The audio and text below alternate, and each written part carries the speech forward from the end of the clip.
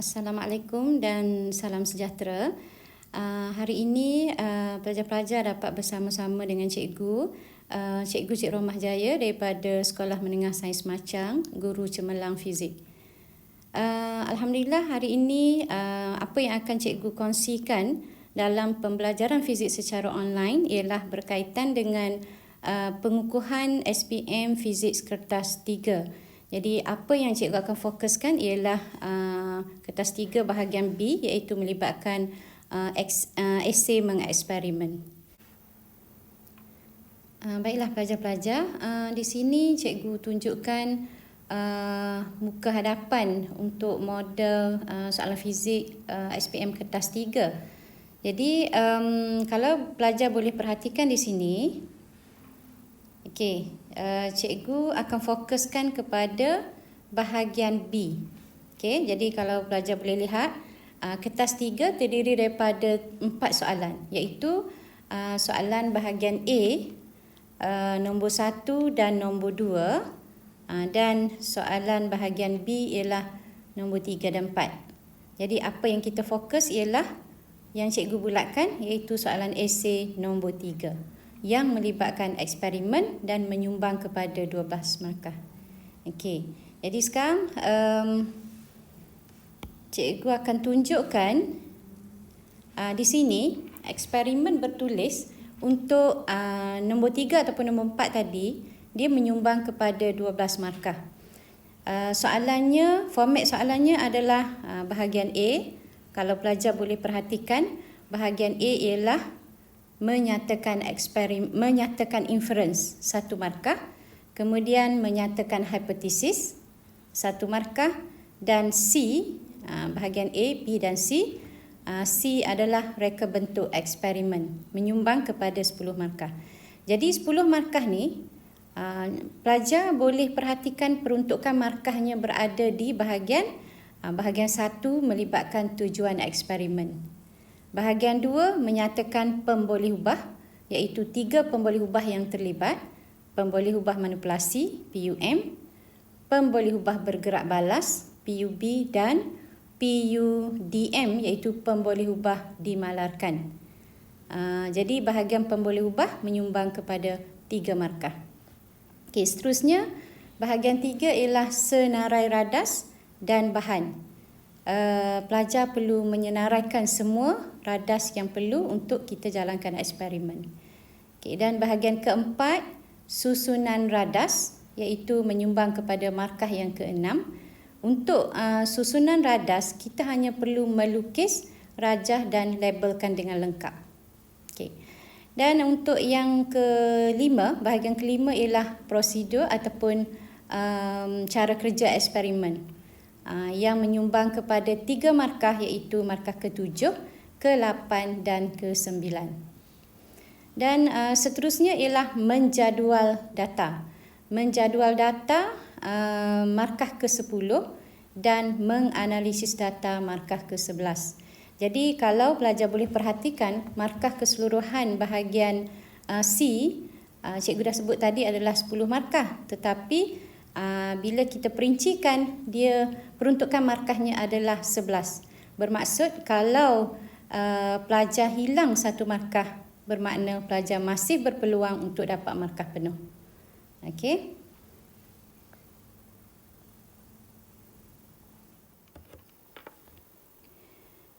Kita teruskan dengan perbincangan soalan nombor 3. Okey, soalannya, rajah 3 menunjukkan gelembung-gelembung udara dihasilkan oleh pam udara di dalam sebuah akuarium berisi air tawar. Okey, ini adalah rajah 3 yang menunjukkan gelembung udara. Kita dapati gelembung udara daripada gelembung udara yang bersaiz kecil. Apabila bergerak ke atas menghampiri permukaan air, dan kita boleh perhatikan gelembung udaranya semakin membesar. Okey, jadi ini memberi idea kepada apakah pembolehubah yang terlibat. Jadi tips untuk menjawab soalan esei kertas 3 ni, kita yang pertama perlu dapatkan dulu idea tentang pembolehubah yang terlibat. Jadi untuk pemboleh ubah kita boleh dapatkan idea daripada penyataan ayat-ayat yang diberi dalam soalan dan juga daripada rajah. Okey, seterusnya kita kenal pasti eksperimen yang terlibat. Untuk eksperimen yang terlibat, kita boleh merujuk kepada senarai radas yang diberi di bahagian C. Di bahagian C soalan.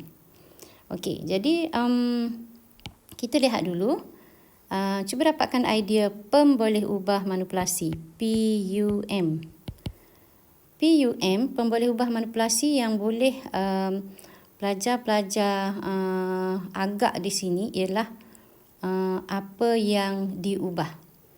Jadi di sini yang diubah ialah kedalaman cecair, iaitu daripada H yang lebih dalam, kemudian bila bergerak, gelembung bergerak ke atas, maka H-nya berkurang.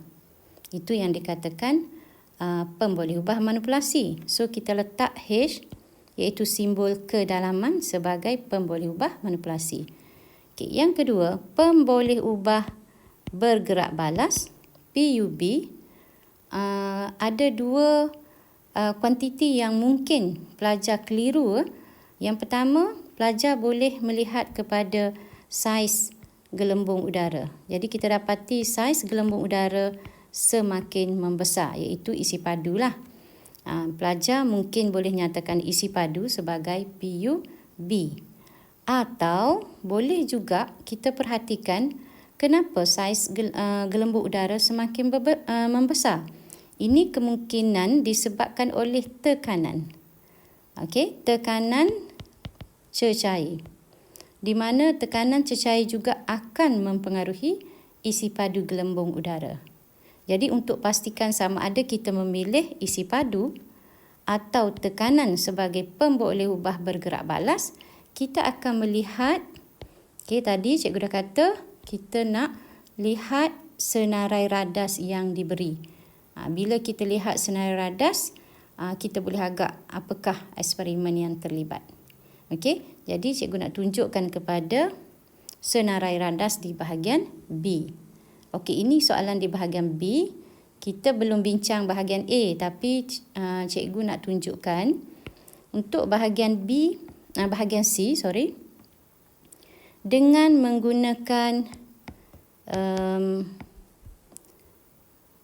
menggunakan radas seperti seperti corong tisa, manometer dan lain-lain radas yang sesuai. Jadi, bila pelajar nampak radas manometer, jadi di sini telah memberi gambaran kepada kita di mana manometer adalah satu alat untuk mengukur tekanan. Maknanya, tekanan air adalah dijadikan sebagai pemboleh ubah bergerak balas. Okey. Kita teruskan dengan soalan bahagian A.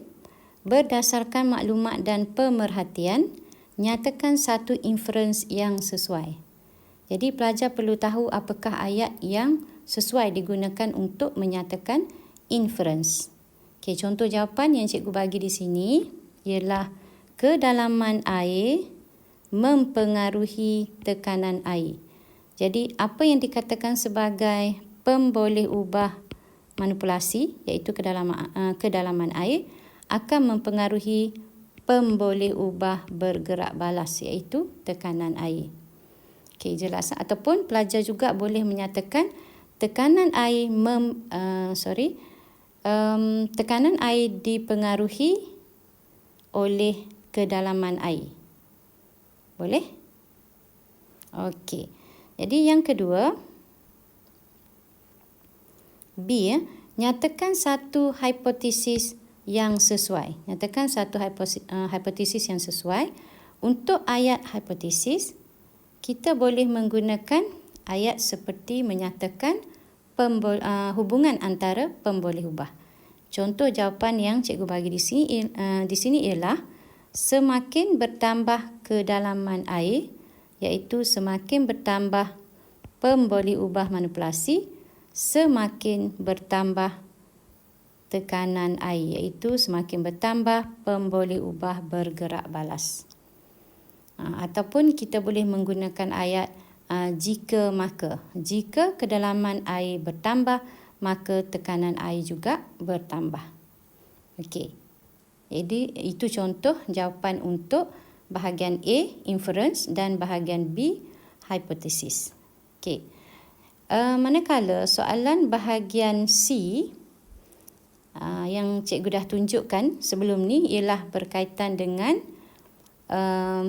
bagaimana kita menyatakan tentang kaedah menjalankan eksperimen. Okey, soalannya, dengan menggunakan radas seperti corong T-cell. Okey, kita lihat corong T-cell, manometer dan lain-lain radas yang sesuai. Perihal satu eksperimen untuk menyiasat hubungan yang dinyatakan di 3B. 3B iaitu hubungan antara PUM iaitu H kedalaman dengan PUB iaitu P tekanan air. Okey, dalam penerangan kita diberi 1, 2, 3, 4, 5, 6, 7 bahagian, di mana 7 bahagian menyumbang kepada 11 markah. Sebagaimana yang cikgu dah jelaskan pada peringkat awal tadi. Okey, untuk tujuan eksperimen dia menyumbang kepada markah pertama. Okey, cikgu nyatakan dari segi pemarkahan dahulu. Okey, ini markah pertama. Pemboleh ubah yang terlibat kita ada 3. PUM, PUB dan PUDM. Pemboleh ubah manipulasi, bergerak balas dan dimalarkan. Jadi di sini markah 2, markah 3, markah 4. Kemudian senarai radas ialah markah ke-5. Susunan radas markah ke-6. Seterusnya, di bawah prosedur eksperimen, kita ada satu kaedah mengawal PUM, markah ke-7. Okey. Seterusnya, kaedah mengukur pemboleh ubah bergerak balas, markah ke-8. Dan di bawah prosedur, ada satu markah yang perlu kita nyatakan walaupun tidak diminta dalam soalan, iaitu kita perlu buat ulangan eksperimen. Ulangan eksperimen sebanyak 4 kali. Jadi ini markah ke-9. Okey, seterusnya cara menjadualkan data, markah ke-10. Dan terakhir ialah menganalisis data, markah ke-11. Jadi keseluruhannya adalah 11 markah. Tetapi maksimum markah yang diberi adalah 10 sahaja. Okey. Jadi kita terus dengan tujuan eksperimen. Kita bincang satu persatu. Okey, untuk tujuan eksperimen, di sebelah kanan cikgu tunjukkan lagi sekali soalan yang dipaparkan pada kesurat yang sebelumnya. Jadi, apakah tujuan eksperimen? Untuk ayat tujuan eksperimen, kita menyatakan tentang mengkaji hubungan antara dua pemboleh ubah.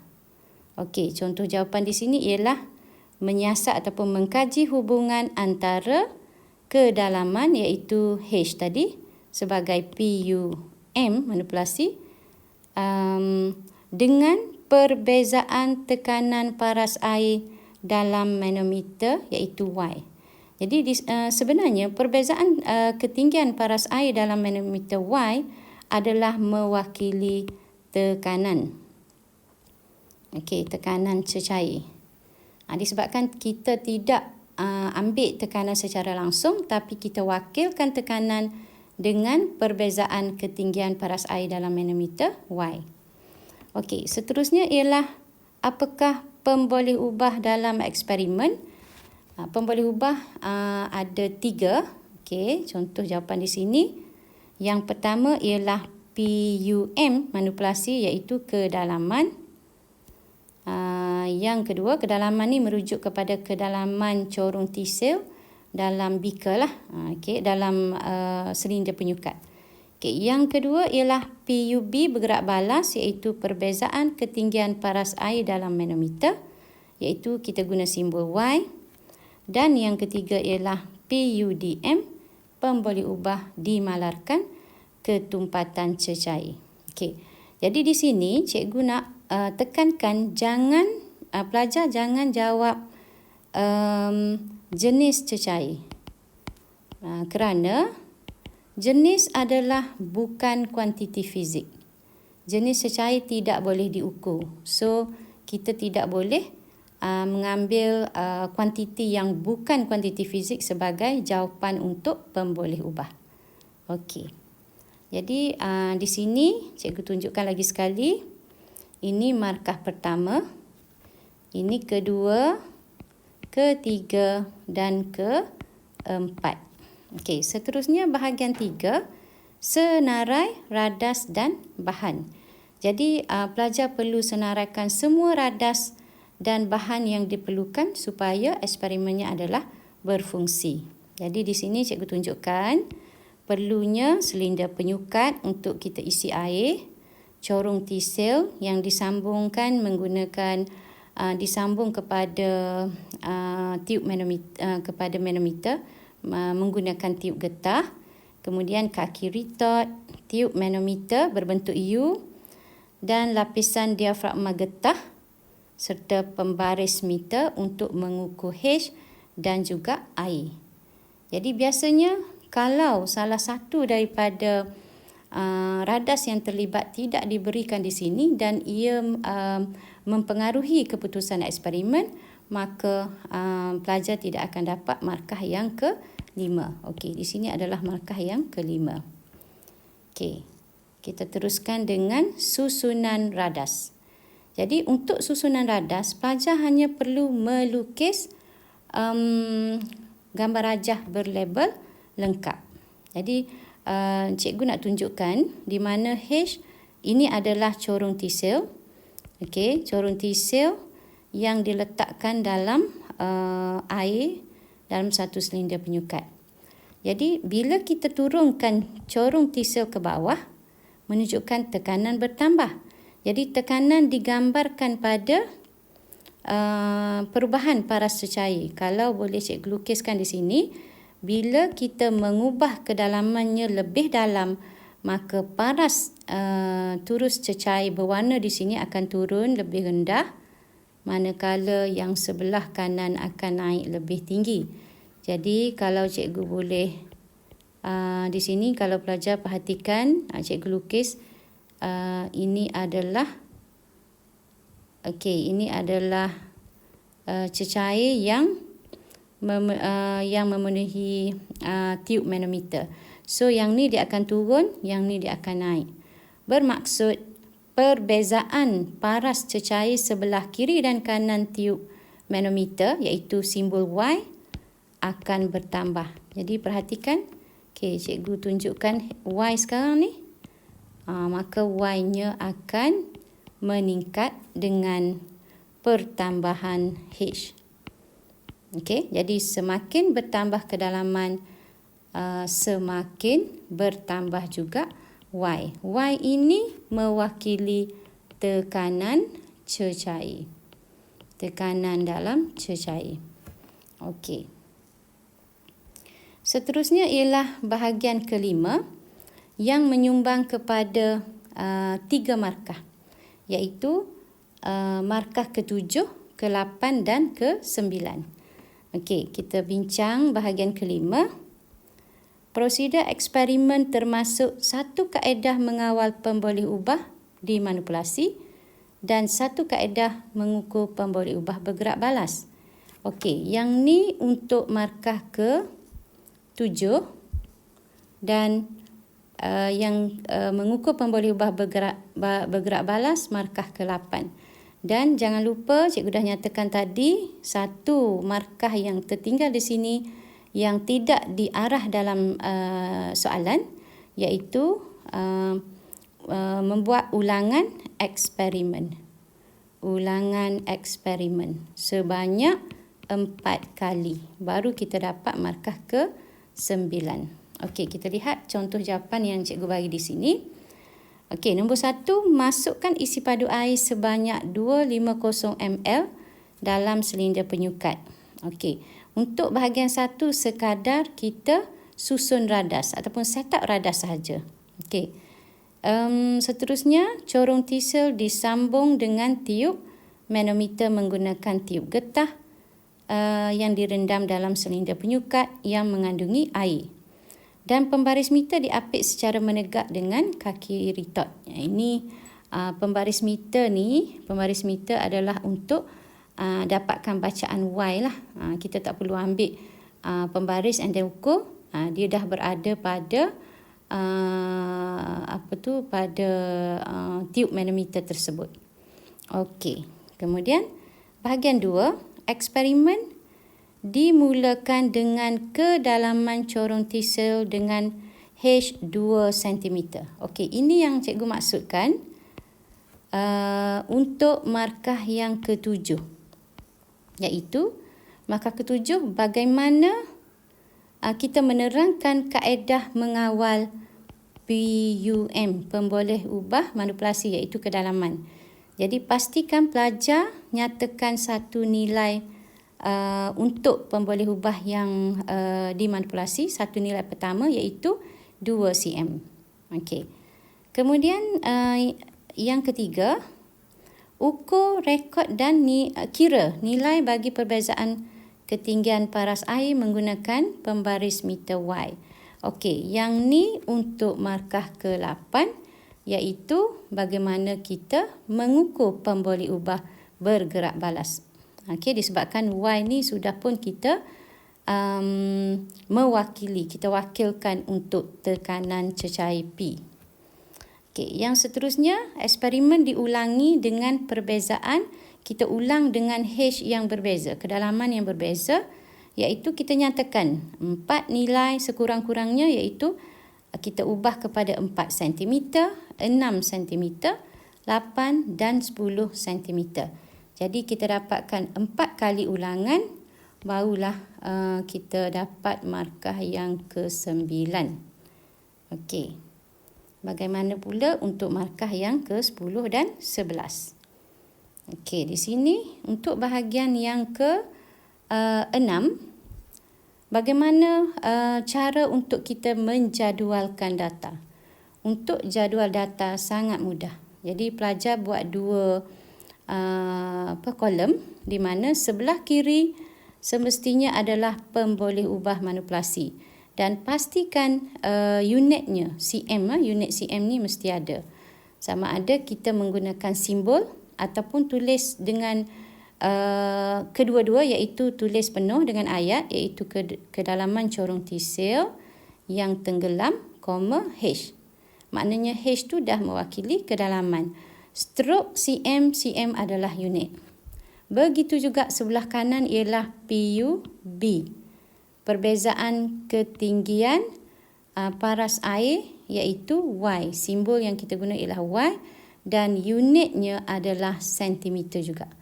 So pastikan kita menyatakan kuantiti dan unit. Ini adalah untuk markah yang ke-10.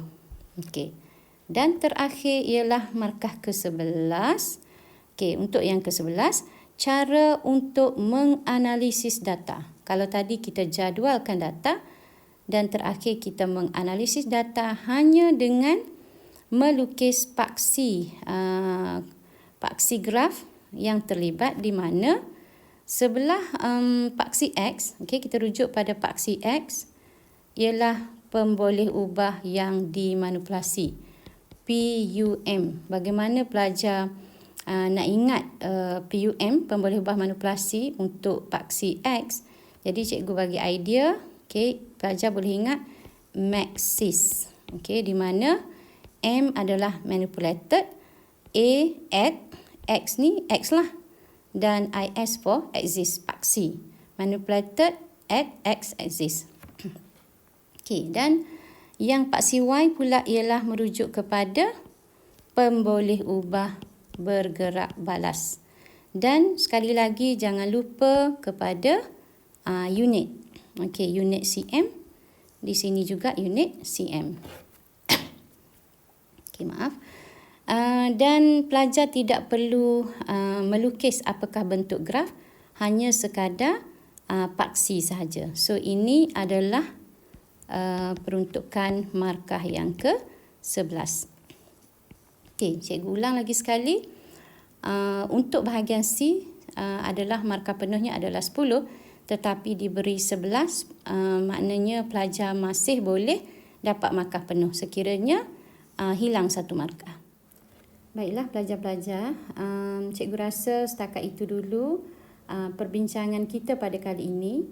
Cikgu harap pelajar-pelajar dapat memanfaatkan apa yang cikgu kongsikan berkaitan dengan kaedah untuk menjawab soalan esei kertas 3 bahagian B. InsyaAllah kita akan bertemu lagi dalam bahagian-bahagian yang lain. InsyaAllah cikgu akan kongsikan berkaitan dengan bagaimana pula untuk menjawab soalan kertas 3 bahagian A dan juga bahagian A untuk nombor 1 dan nombor 2. Jadi setakat itu dulu, insya-Allah kita akan jumpa lagi. Salam hormat. Assalamualaikum warahmatullahi taala wabarakatuh.